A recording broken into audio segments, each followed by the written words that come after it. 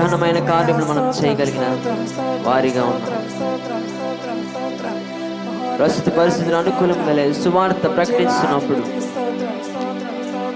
రాళ్లతో సహితము చంపబడిన స్టెఫెను వలె మనము దేవుని యొక్క సన్నిధిలో దేవదూతల రూపంలో నిత్యము పరిశుద్ధుడు పరిశుద్ధుడు అని కొనియాడబడుతున్న మన ప్రభువు ఈరోజు నీ నా స్తుతులపైన ఆసీనుడైన దేవుడు, నీవు స్తుతించట్లేదని దేవుడు చూస్తున్నాడు, నోరు వప్పట్లేదని దేవుడు చూస్తున్నాడు. నోరారా మనసారా నిండు హృదయాలతో దేవుని స్తుతించమని దేవుడు వేడుకుంటున్నాడు. ఆయన చేసిన కార్యము తలుచుకుంటూ ఈ రోజు నీవు సజీవంగా ఉన్నావంటే కేవలము ఆయన ఒక ఉచితమైన కృప కనుక ఆత్మతో సత్యముతో దేవుని ఆరాధిద్దాం.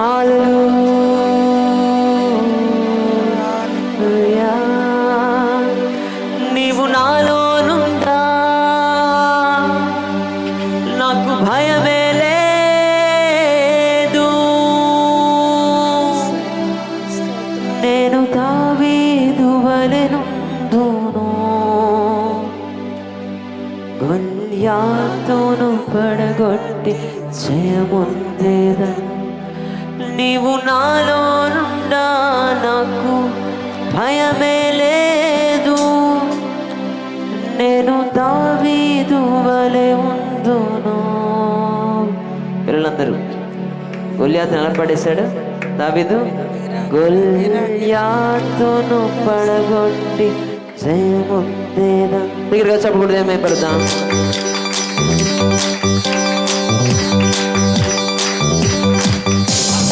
అభిషేకమా ఆత్మాభిషేకమా నన్ను దీవింప నాపైకి దిగిరమ్మయ్యా. అభిషేకమా ఆత్మాభిషేకమా నన్ను దీవింప నాపైకి దిగిరమ్మ. చెప్తామా? అభిషేకమా ఆత్మాభిషేకమా నన్ను దీవింప నాపైకి దిగిరమ్మయ్యా. ఓ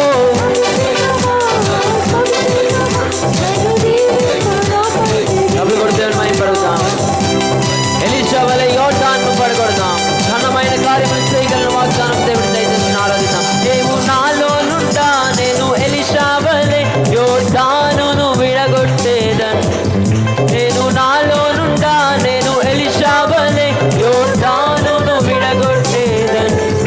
ఎన్నో ఘనమైన కార్యములు చేయగలను, ఎన్నో ఘనమైన కార్యములు చేయగలను, ఎన్నో ఘనమైన కార్యములు చేయగలను, ఎన్నో ఘనమైన కార్యములు చేయగలను. అభిషేకమా ఆత్మాభిషేకమా నన్ను దీవింప నాపైకి దిగిరమ్మయ్యా. వేడుకుందామా? నన్ను దీవింపడానికి ప్రభా నాపైకి దిగిరా అయ్యా అని వేడుకుందామా? కబులు కొడితే మైపడతాం. ఆయన మనతో ఉంటే స్టెఫెను వలె ఆత్మజ్ఞానంతో మాట్లాడుతూ దేవదూతలతో మాడిపోతాం. నీవు నాలోనుండా నేను స్టెఫెను వలె ఆత్మజ్ఞానముతో మాట్లాడేదను.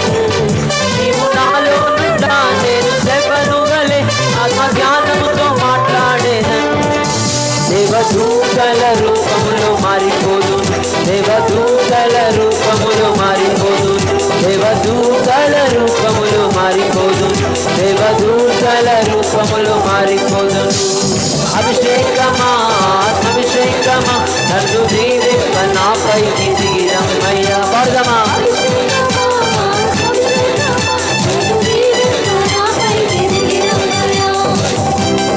ఆయన మనతుంటే భయం లేకుండా దావీదును వలె గొల్యాతును పడగొడదామా అందరం కలిసి. నీవు నాలోనుండా నాకు భయమే లేదు, నేను దావీదు వలెనుందును. నీవు నాలోనుండా నాకు భయమే లేదు, నేను దావీదు వలెనుందును. గొల్యాతును పడగొట్టి జయముందేను, గొల్యాతును పడగొట్టి జయముందేను, గొల్యాతును పడగొట్టి జయముందేను.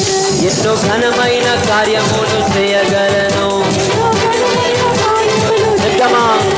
ఎన్నో ఘనమైన కార్యములు చేయగలను. దేవదూతల రూపములో మారిపోదును, దేవదూతల రూపములో మారిపోదును. దగ్గరగా చెప్పకూడదు.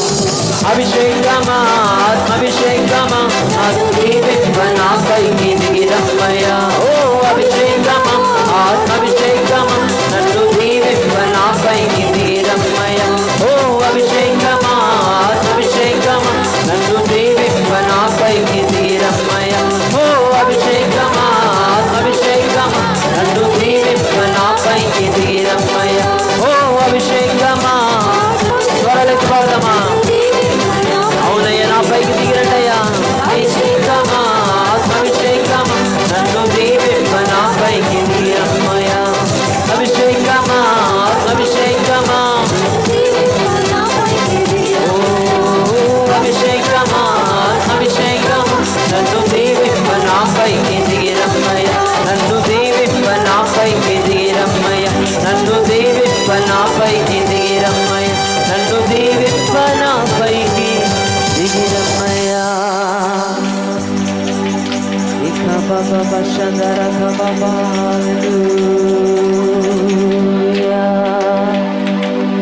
అవునయ్యా, మా జీవితంలో చేసిన నీ కార్యములు తలుచుకుంటూ నేను స్తుతిస్తున్నామయ్యా. ఎందుకంటే కనుడు మా జీవితములకు సరిపడిన దేవుడు మాత్రం నీవు మాత్రమే తప్ప ఇంకెవరూ లేరయ్యా. దేవుని ఆత్మతో సత్యముతో ఆరాధిద్దామా? రెండు చేతుల ఆకాశం నిండి హృదయాలతో స్తుతిద్దాం. ఆయన కార్యము జరిగించడానికి ఇష్టపడుతున్నాడు కనుక ఆయన కార్యమును కొరకు వేగిరపడి మనం ఎదురు చూస్తూ దేవుని ఆరాధిద్దాం. ఆశ్చర్యమైన నీ కార్యములు మా పట్ల జరిగించయ్యా. దేవుని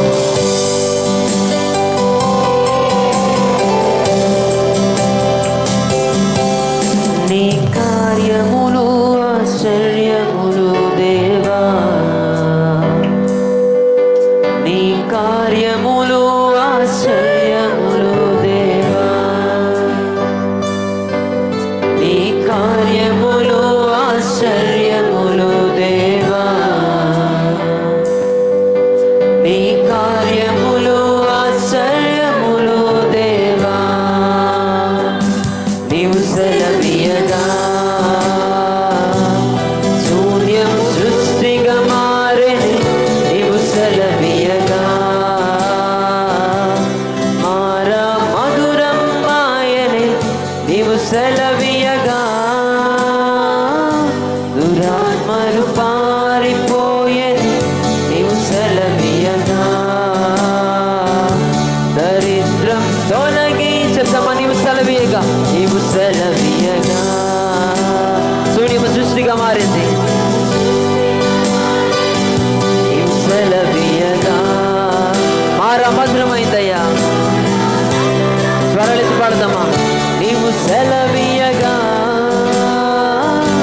దురాత్మలు పారిపోయే. నీవు సెలవీయగా దరిద్రం తొలగిపోయేనే.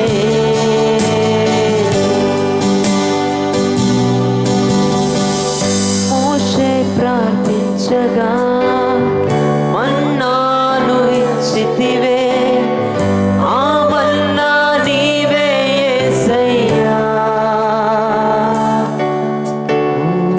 ఏలియా ప్రార్థించగా ఆహారం ఇచ్చితివే. నా పోషకుడము నీవే కదా. చెప్తామా? మోషే ప్రార్థించగా మన్నానిచ్చిన దేవుడు. ఆ మన్నా నీవే యేసయ్యా.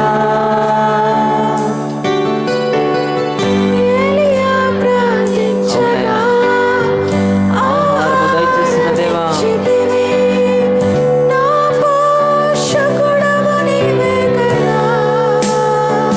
నీవు సెలవీయగా శూన్యం సృష్టిగా మారెను. నీవు సెలవీయగా మారా మధురం మాయెను. నీవు సెలవీయగా దురాత్మలు పారిపోయెను. నీవు సెలవీయగా దరిద్రం తొలగిపోయెను. నీవు సెలవీయగా శూన్యము సృష్టిగా మారిందయ్యా. నీవు సెలవీయగా మారా మధురమైంది. నీవు సెలవీయగా దురాత్మలు. నీవు సెలవీయగా దరిద్రం తొలగిపోయేనే.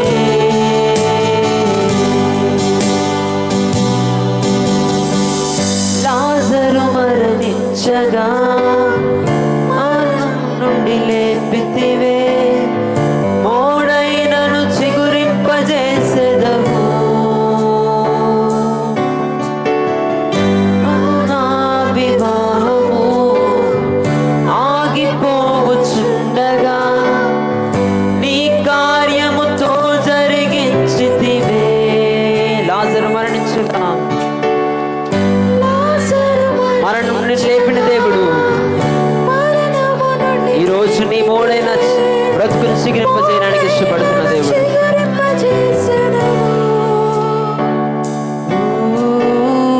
కానా వివాహము ఆగిపోవచుండగా నీ కార్యముతో జరిగించితివే, నీ కార్యముతో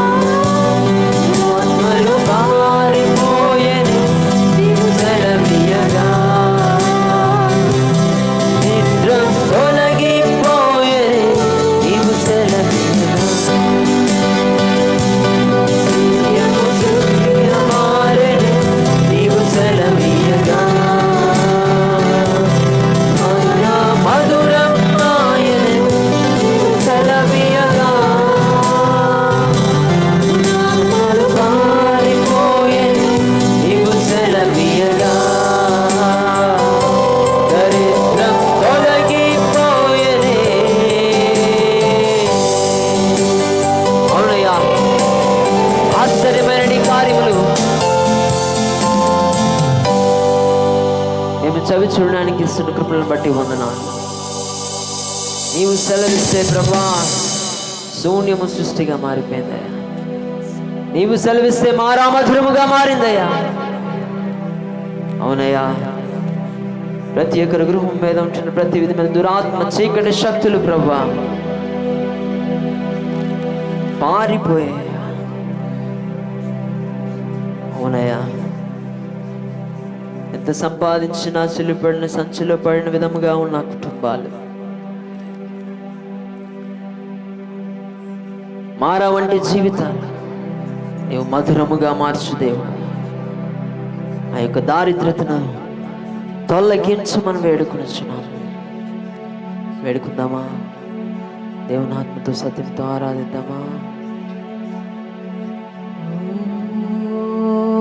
సెలవిమయా సెలవిమయా ఈ క్షణమే యేసయ్యా. సెలవిమయా సెలవిమయా ఈ క్షణమే యేసయ్యా. సెలవిమయా చెప్తామా? యేసయ్యా సెలవిమయా సెలవిమయా ఈ క్షణమే యేసయ్యా. సెలవిమయా సెలవిమయా ఈ క్షణమే యేసయ్యా. సెలవిమయా సెలవిమయా ఈ క్షణమే యేసయ్యా. సెలవిమయా సెలవిమయా ఈ క్షణమే యేసయ్యా. సెలవిమయా సెలవిమయా ఈ క్షణమే యేసయ్యా. నీవు సెలవియగా శూన్యం సృష్టిగా మారెనే. నీవు సెలవియగా మారా మధురం మాయనే. నీవు సెలవియగా దురాత్మలు పారిపోయేనే. నీవు సెలవియగా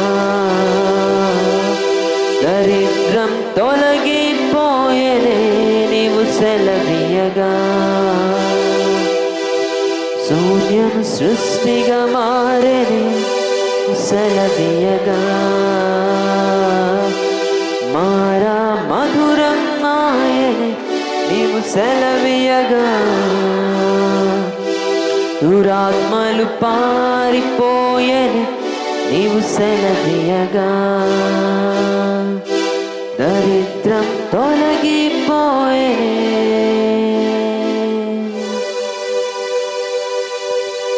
నీ కార్యములు ఆశ్చర్యములు దేవా, నీ కార్యములు ఆశ్చర్యములు దేవా, నీ కార్యములు ఆశ్చర్యములు దేవా, నీ కార్యములు ఆశ్చర్యములు దేవా.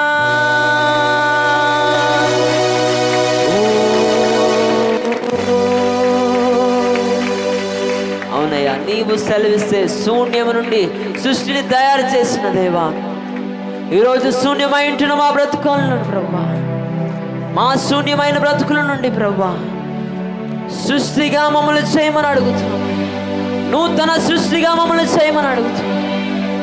విలువలేని మా జీవితములకు విలువను దయచేయమని అడుగుతున్నామయ్యా. అవునయ్యా, ఎటు వేళలో తెలియని పరిస్థితి, ఇరుకులు వంటి పరిస్థితులు, కుటుంబాల్లో సమస్యలు, ఇబ్బందులు, కుమార్తెలు కుమారులు ఏమైపోతారో, వారి జీవితాలు ఏమైపోతాయని వేదన, ఇబ్బందులు తండ్రి, ఇబ్బందులనే కొలిమి నుండి ప్రభా విడిపించమని అడుగుతున్నాం. కలిమికి సంపద మాకు దయచేయమని అడుగుతున్నాం. సమకూర్చి యెహోవా ఈరేగా మీరుండి నడిపించమని, సంపాదించిన కష్టార్జితమును అనుభవించుదురుగాక. అభిషిక్తునిగా చేసిన మాటను ప్రభా, పలికిన మాట రూఢిపరచు దేవుడు గనుక ప్రభా, ఎంతో కష్టిస్తున్నారయ్యా, ఎంతో ప్రభా సమయాన్ని వెచ్చిస్తున్నారు. అన్ని ప్రభా తండ్రి అప్పుల భారములకు, రుణ సమస్యలకు, కుటుంబ సమస్యలకు పోతున్నాయా, చిల్లుపడిన సంచిలో పడిన విధంగా ధనం అంతా పోతుండగా ప్రభా సంఘముకు విడుదల కలుగునుగాక, ఆర్థికాభివృద్ధి కలుగునుగాక, సమృద్ధి కలుగునుగాక, క్షేమము కలుగునుగాక, నిండారులుగా నీ సంపదను దయచేయమని అడుగుతా. అవునయ్యా, మాకు సంఘములకు స్థలము దయచేయబోతున్న దేవుడు ప్రభా, విస్తార పొలమును ప్రభా తండ్రి మా ముందు ఉంచుంటుండగా ప్రతి ఒక్కరు సువార్థికులు వలె మేము ప్రభా తండ్రి ప్రయాసపడి భారం మోస్తున్న సమస్త జనులారా నా యొద్దకు వచ్చురని ప్రభా నేను మీకు శాంతి కలుగు చేస్తానని చెప్పిన విధంగా ఆ విధమైన ప్రభా తండ్రి అనేకులకు మేము ప్రభా ప్రయాసను వీడి ప్రభా నీ సన్నిధిలో సువార్తను ప్రకటించి ప్రభా తీసుకొచ్చే భాగ్యము మాకు దయచేసి నడిపించమని, వాక్యం ద్వారా మమ్మల్ని తృప్తిపరిచి నడిపించమని, మాకు కాదు యెహోవా మాకు కాదు సమస్త ఘనత మహిమ ప్రభావములు నీకే ఆరోపిస్తూ యేసుక్రీస్తు ఉన్నతమైన శ్రేష్టమైన నామమున వేడుకొంచున్నాము తండ్రి, ఆమేన్. స్పిరిచువల్ వార్ఫేర్, ఆత్మీయ యుద్ధం, ఈ యొక్క వాక్యాన్ని మనం బోధించడానికి మన ప్రియులు మన సండే స్కూల్ టీచర్ అయినటువంటి కమలా స్వరూప్ గారికి సమయాన్ని అప్పగిస్తున్నాం. అందరూ ప్రేమపూర్వకంగా ఆహ్వానిద్దాం.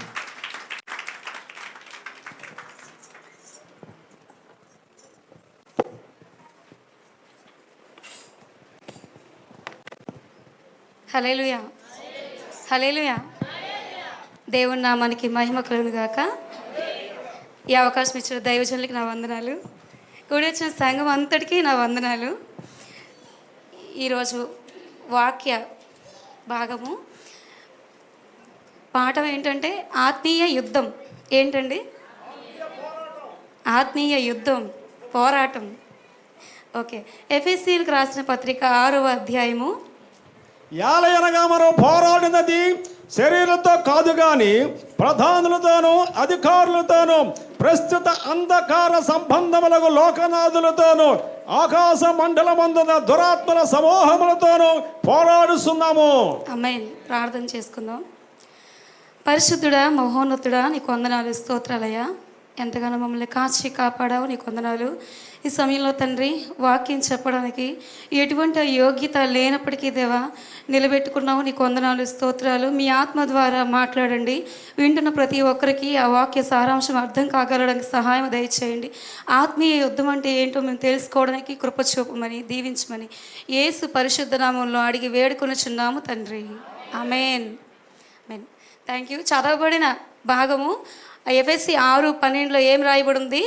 మనము పోరాడినది శరీరులతో కాదు, ఎవరితో?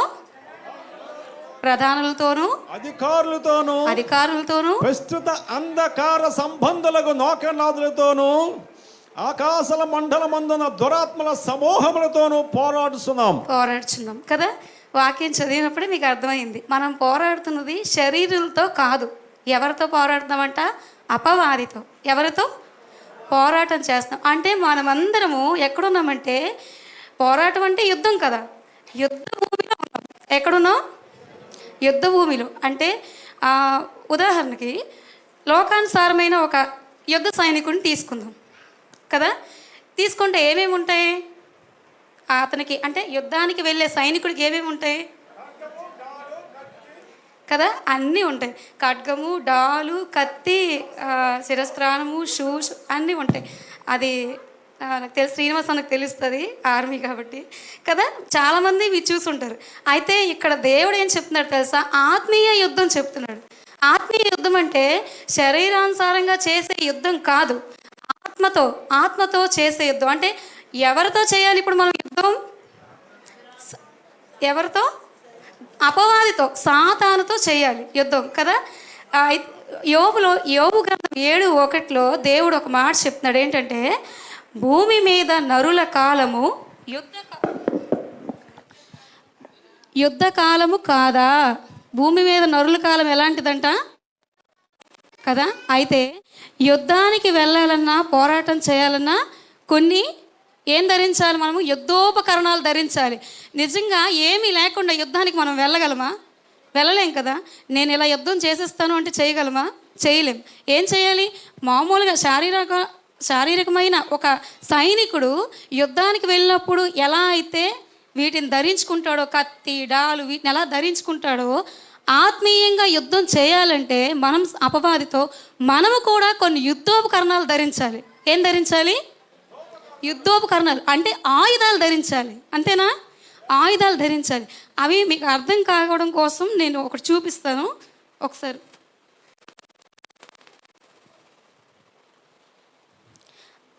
చదవండి 12 నుంచి.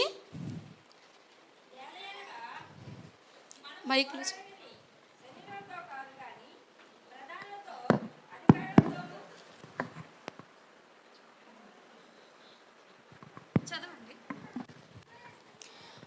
ఏలయనగా మనం పోరాడినది శరీరులతో కాదు గాని ప్రధానులతోనూ అధికారులతోనూ ప్రస్తుత అంధకార సంబంధులకు లోకనాథులతోనూ ఆకాశల మండలమున్న దురాత్మల సమూహములతోనూ పోరాడుతున్నాం.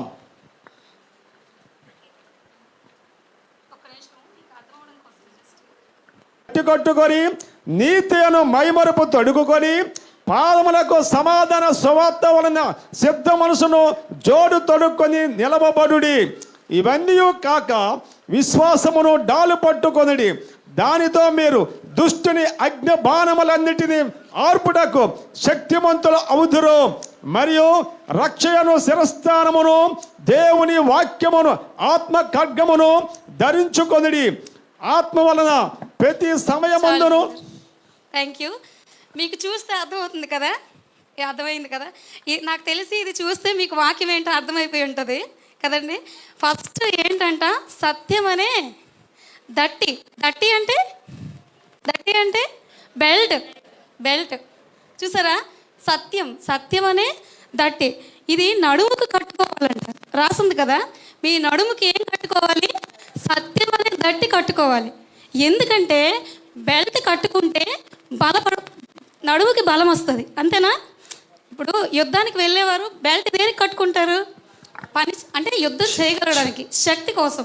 అంతేనా? సామెతల గ్రంథంలో ఒక మాట ఉంటుంది కదా, గుణవంతురాలైన స్త్రీ ఏం చేస్తుంది? తన నడికట్టు చేత బలపరుచుకుంటుంది నడుముని. అలాగా మనము సత్యం అనే నడికట్టు కట్టుకోవాలంట. సత్యం అంటే ఏంటో నిన్నే విన్నాం కదా. భూమిలో నుంచి ఏం మొలుస్తుందంట? సత్యం మొలుస్తుంది కదా. ఆ సత్యము ఇంకేం నేర్చుకున్నాం? సత్యం తరతరాలు ఉంటుందని, సత్యమే మనం మాట్లాడాలని కదా. అంటే వాక్యమే సత్యమని. వాక్యమే కాదు, కీర్తనలు 119, 160 ఒకసారి చదవండి.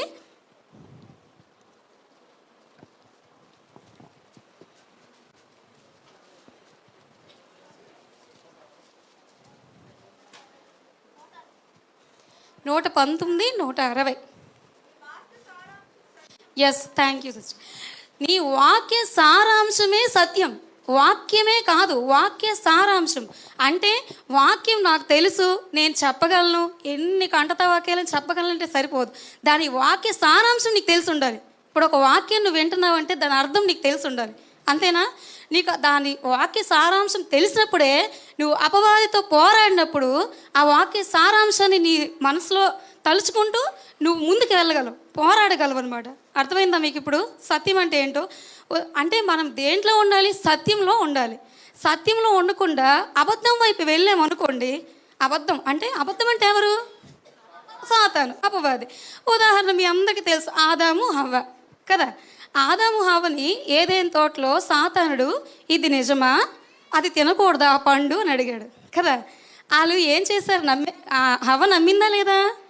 నమ్మింది. అంటే ఎందులో పడింది? అబద్ధంలో పడింది. అందువల్ల ఏం చేసింది? పాపం చేసింది. అంతేనా? అంటే అబద్ధంలో మనం పడితే ఏం చేస్తాం? పాపం చేస్తాం. మీకు అర్థమైందా? అంటే మనం సత్యంలో ఉంటేనే దేవునితో కనెక్ట్ అయి ఉంటాం. ఓకేనా? నెక్స్ట్ చూసుకుంటే సత్యాన్ని నమ్మాలి. మనం ఏం చేయాలి? సత్యాన్ని నమ్మాలి. అంటే ఎవరిని నమ్మాలి? దేవుని మాటను నమ్మాలి. ప్రతి మాట, దేవుని నోటి నుంచి వచ్చే ప్రతి మాటను మనం నమ్మాలి. అది సత్యం అనే దట్టి. నీకు అర్థమైందా? సత్యం అనే దట్టి అంటే ఏంటో ఇప్పుడు అర్థమైందా? రెండవది ఏంటి? సత్యం అనే సత్యంలో ఇంకొకటి కూడా ఉంది. కీర్తనలు 15 నేను చదువుకున్నాం కదా. కీర్తనలు 15లో నీ గుడారములో అతిథిగా నివసింపదగిన వాడెవడు? యథార్థమైన ప్రవర్తన కలిగి నిజము పలుకువాడే. అంటే ఆయన గుడారంలో, అంటే ఆయన పరలోక రాజ్యంలో మనం చేరాలంటే, మనం ఉండాలంటే మనం ఎలా ఉండాలని నేర్చుకున్నాం? సత్యం పలికేవారిగా ఉండాలి. అర్థమైందా? అందుకు ఈ సత్యమైన దట్టిని మనం కట్టుకోవాలి. రెండవది ఏంటి? చదవండి. నీతి అను మైమరువు అంటే బ్రష్ దగ్గర పెడతారు కదా, కట్టుకుంటారు, సైనికులు కట్టుకుంటారు. ఎస్, అది ఎందుకు అంటే అది నీతిని మైమరువుతో ఎందుకు పోల్చారు అంటే, మైమరువుతో ఎందుకు నీతిని పోల్చారు? ఎందుకు నీతి అనే మైమరువు ధరించుకోవాలి అంటే, మన హృదయంలో నీతి ఉండాలి. ఏముండాలి? నీతి ఉండాలి. అంతేనా? ఇక్కడే కదా మన హార్ట్ ఉంటుంది. మన హృదయంలో నీతిని కలిగి ఉండాలి. యుద్ధ సైనికుని తీసుకుంటే ఛాతి భాగానే ఏముంటుంది? తనకి మైమరువు ఉంటుంది కదా. ఎందుకంటే చూడండి, నీతి ఉన్నప్పుడు మనలో ఏముంటుందంటే ధైర్యం ఉంటుంది. ఏముంటుంది? ఉంటుంది కదా. నీతిమంతులు ఎప్పుడు ఎలా ఉంటారు? సామెతలు 28:1 ఏం రాసి ఉంటుంది? సింహం వలె ధైర్యంగా ఉంటారు. అవునా? అంటే నీతి దేనికి సూచనగా ఉంది? ఇక్కడ ధైర్యానికి సూచనగా ఉంది. ధైర్యంగా ఉండాలంటే మనం నీతి కలిగి ఉండాలి. నీతి అనే మైమరువు ధరించుకొని ఉండాలి. అవునా? నీతిమంతుడిగా ఉన్నప్పుడు నీతిమంతుడు తండ్రి రాజ్యంలో ఎలా ఉంటాడు? తండ్రి రాజ్యంలో ఎలా ఉంటాడు? సూర్యుని వలె ప్రకాశిస్తాడు. అవును కదా. అంటే నీతిమంతులుగా ఉండాలి. మన నీతి కాదు, గుర్తుపెట్టుకోండి. మన నీతి దేవుని దృష్టికి మురికి గొడ్డలు. కానీ దేవుడు తన రక్తము చేత కడిగి మనల్ని ఏం చేశాడు? నీతిమంతులుగా చేశాడు. ఆ నీతి అనే మైమరువు మనము ధరించుకోవాలి. ఎప్పుడైతే ఒక్క విషయం అడుగుతామో, ధైర్యం లేకుండా యుద్ధంకి వెళ్ళగలమా? వెళ్ళలేం కదా. మొన్న పాస్టర్ గారు నిల్చొని మీరు ఒక్కసారి బరీలకు వెళ్ళండి అమ్మా అన్నారు. అందరూ అమ్మో అన్నాం. అంటే మనలో ఏముంది?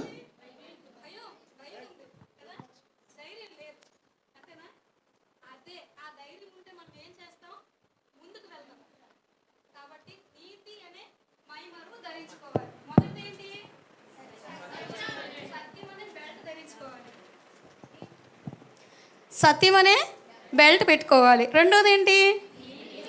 నీతి అనే మైమోరు పెట్టుకోవాలి. అర్థమైపోయింది మీకు, 2 యుద్ధోపకరణాల గురించి అర్థమైపోయింది, ఎందుకు పెట్టుకోవాలో అర్థమైంది. మూడోది పాదములకు సమాధాన సువార్తమైన సిద్ధ మనసును జోడు తొడుక్కొని నిలవబడుడి. కట్టలేదు నేను పాదాలు కాబట్టి ఇవి. అంటే పాదాలకి మీ ఇక్కడ దేవుడు ఒక జోడిస్తున్నాడంట. చెప్పులు మనం వేసుకుంటాం కదా, అంటే మనం వేసుకునే బాట, పారాగాన్, రకరకాల బ్రాండ్లు వాడతాం కదా, అవి కాదు ఇక్కడ చెప్తున్న చెప్పులు. దేవుడు ఒక జోడిస్తున్నాడు. ఏంటంటే అవి సమాధాన సువార్త వలన సిద్ధ మనసు. ఎస్. చూడండి, సాతానుడు మనల్ని మన పోరాటంలో, మనం సాతానుతో పోరాటం చేస్తున్నప్పుడు, శోధనలో ఉన్నప్పుడు మీకు ఒక విషయం తెలియాలి. ఇక్కడ సమాధాన సువార్త, సువార్త అనగానే మనం ఏమనుకుంటాం? ముందు వెళ్ళి చెప్పేయడమే సువార్త, అంటే ఇతరులకు వెళ్ళి చెప్పేదే సువార్త, అంతే కదా, అలా అనుకుంటాం. కానీ ఇక్కడ దేవుడు నాతో మాట్లాడింది ఏంటంటే, సమాధాన సువార్త అంటే మొదట మనకు మనం సువార్త చెప్పుకోవాలి. ఎవరికి? మనకు మనం. అంటే సాతానుడు ఏం చేస్తాడంటండి, మనం ఒక శోధనలో ఉన్నప్పుడు దేవుడి నుంచి దూరం చేయాలని ప్రయత్నం చేస్తాడు. అర్థమైందా?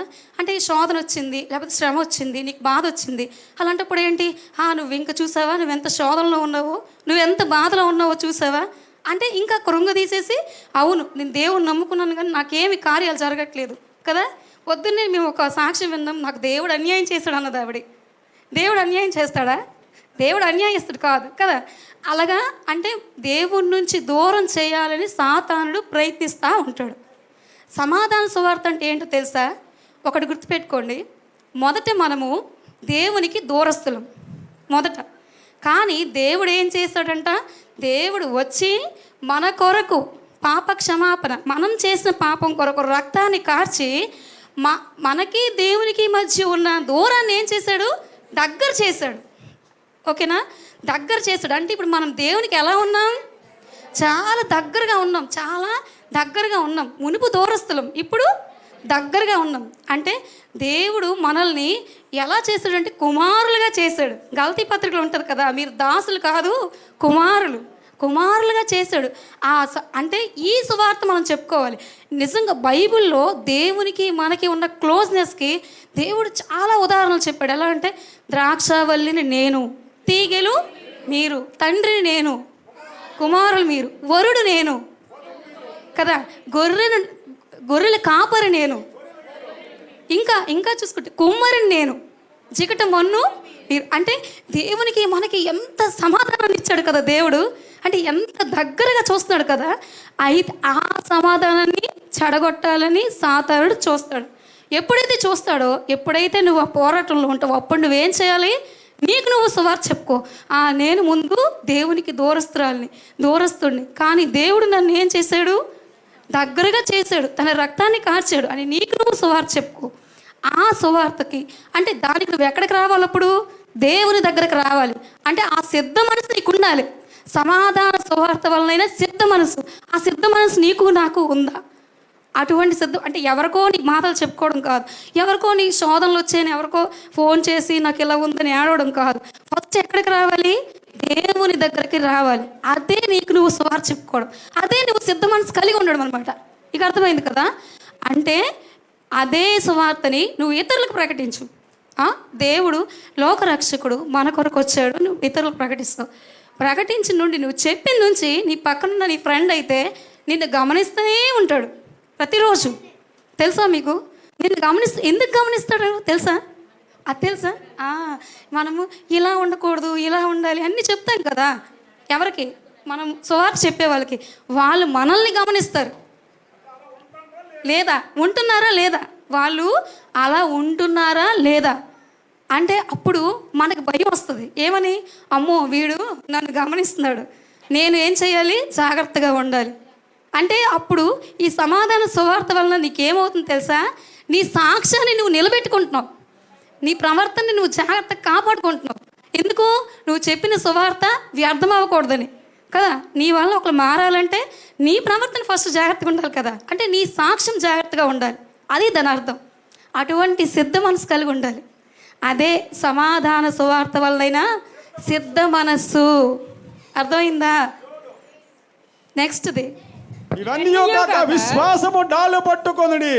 విశ్వాసం అనే డాల్ చూసారా? ఇది డాల్ అంటే కనిపిస్తుంది అందరికీ.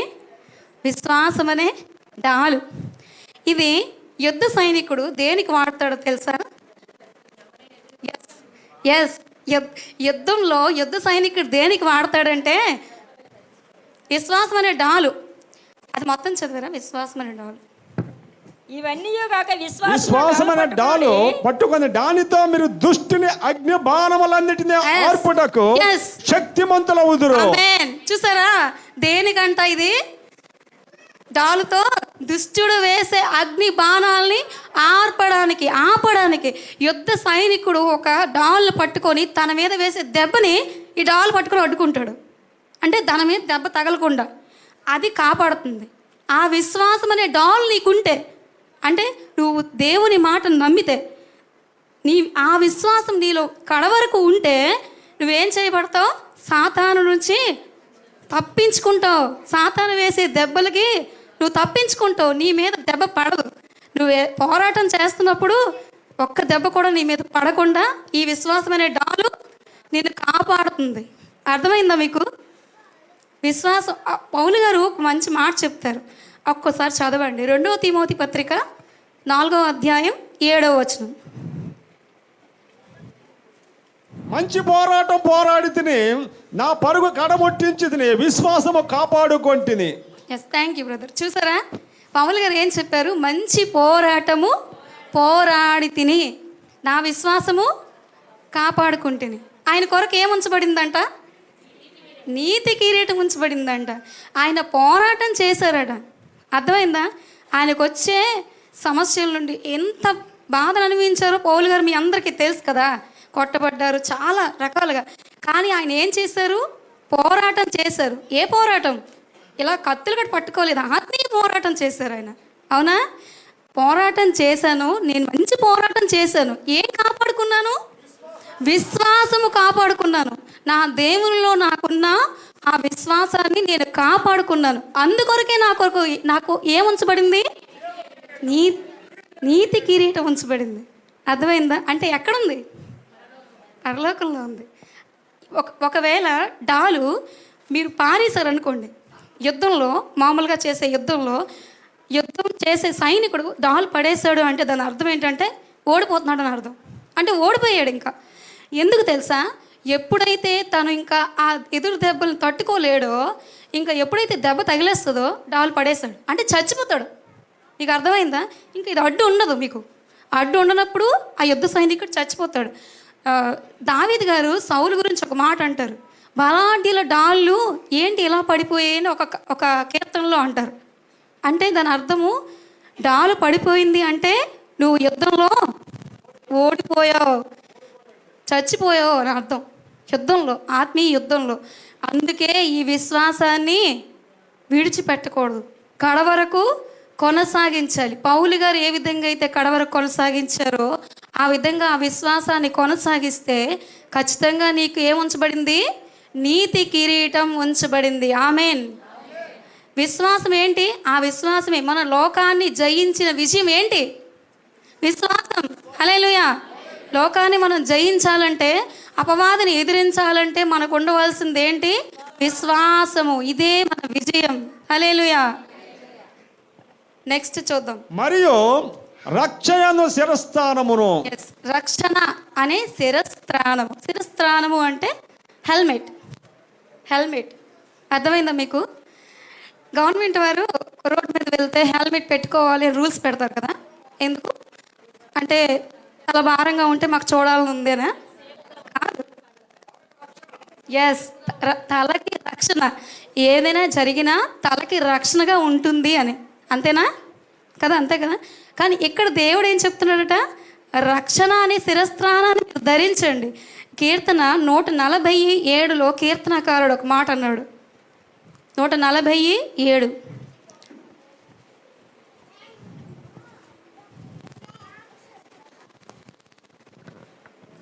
ప్రభువైన యెహోవా నా రక్షణ దుర్గము, యుద్ధ దినమున నీవు నా తలను కాయుదువు.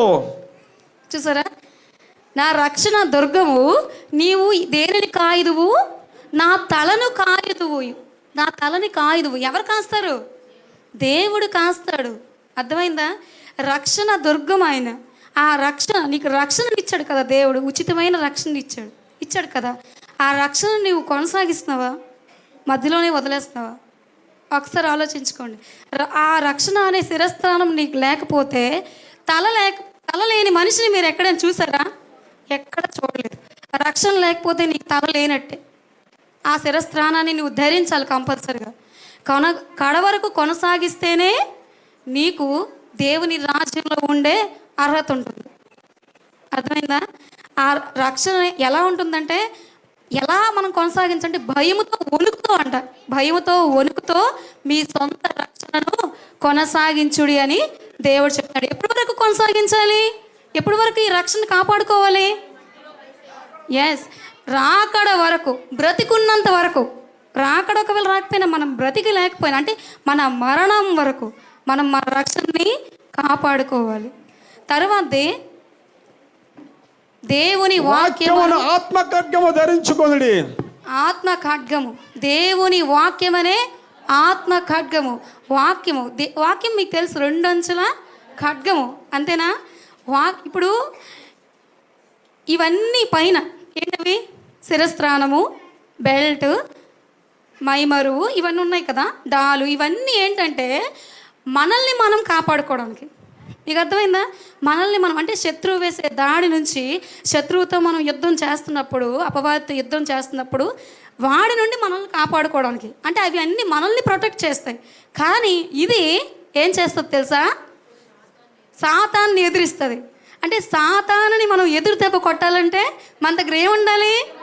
వాక్యం అనే ఆత్మ ఖడ్గం. ఆత్మ ఖడ్గం ఉండాలి, వాక్యం అనే ఖడ్గం కాదు. అంటే ఆత్మపూర్ణులై వాక్యాన్ని తెలిసి వాక్యాన్ని పట్టుకునేవారుగా ఉండాలి. అర్థమైందా? అపవాది తంత్రాలను మనం గ్రహించి, అపవాది వేసే తంత్రాలని వాక్యం ద్వారా జయించగలగాలి. అంతేనా?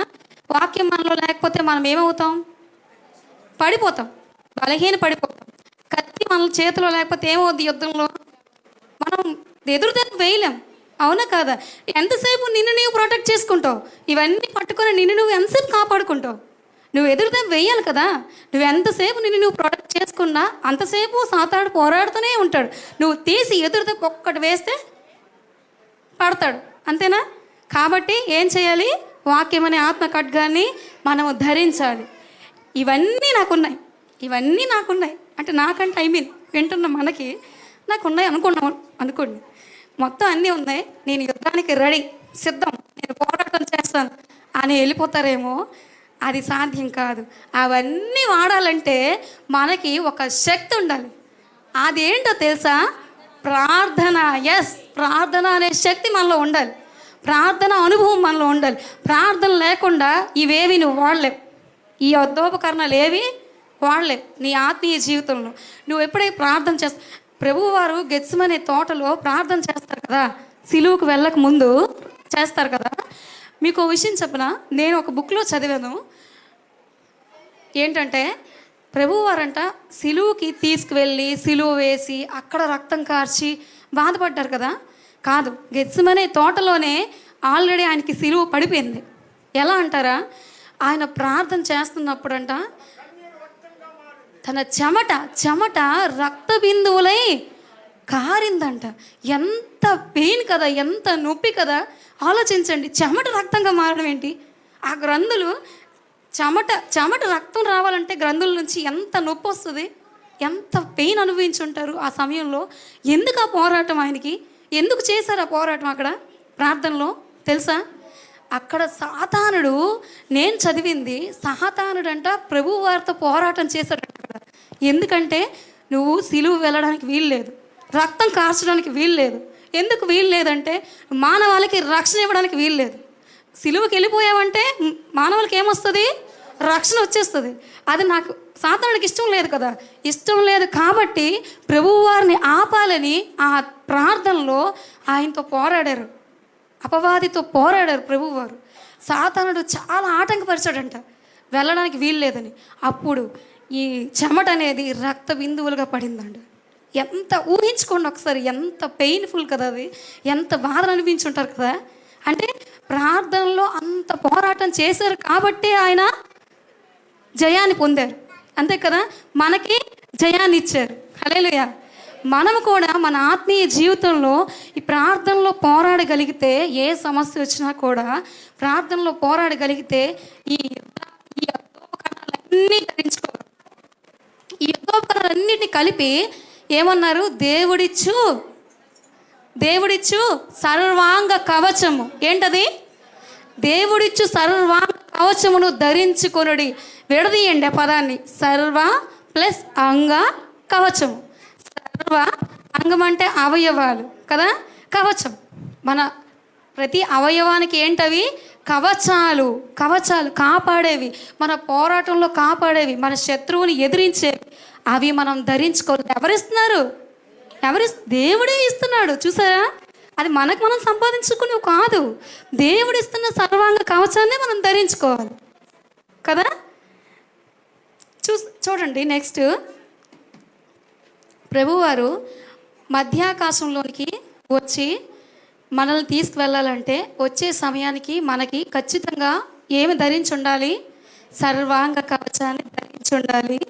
మనము అపవాదిని ఎదిరించేవారిగా, ఆత్మీయ జీవితంలో ముందుకు కొనసాగేవారిగా ఉండాలి. అంతవరకు సహించువాడెవడో వాడే రక్షింపబడతాడు. అంతేనా? యాకోబు 4:7 ఒక మాట ఉంది.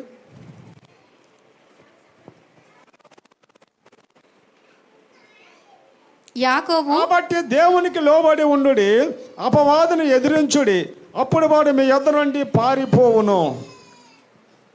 చూసారా? చూడండి, అపవాదిని ఎదిరించుడి, వాడు మీ యొద్ద నుండి పారిపోవును. ఎప్పుడు పారిపోతాడు?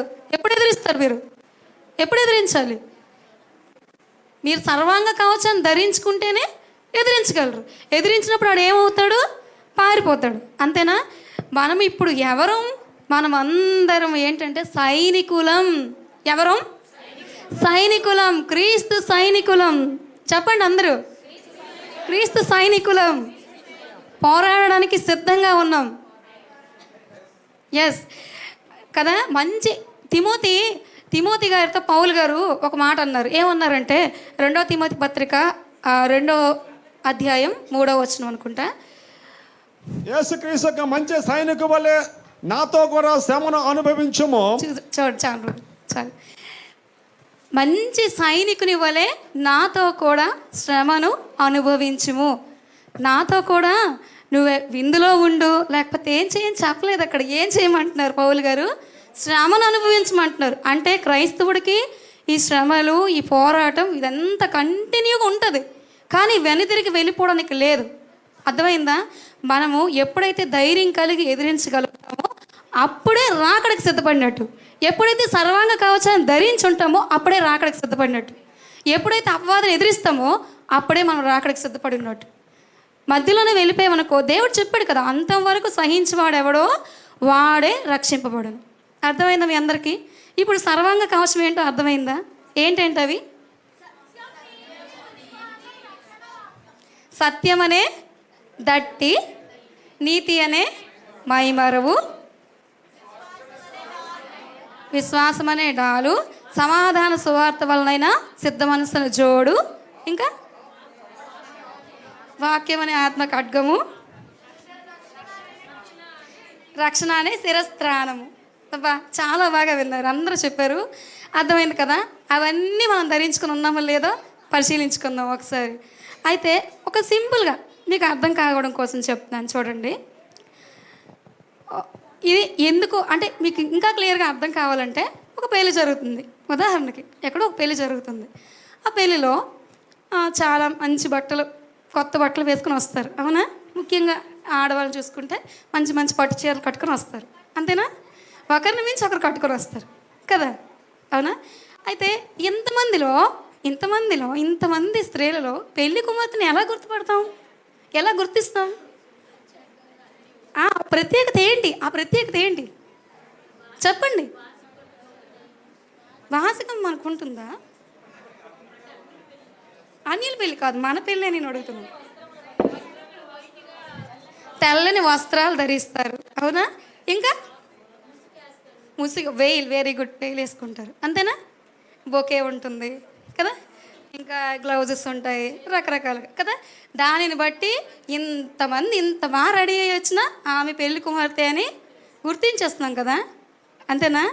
అయితే ప్రకటన గ్రంథము 19వ అధ్యాయం 7, 8 వచనాలు ఒకసారి చదవండి.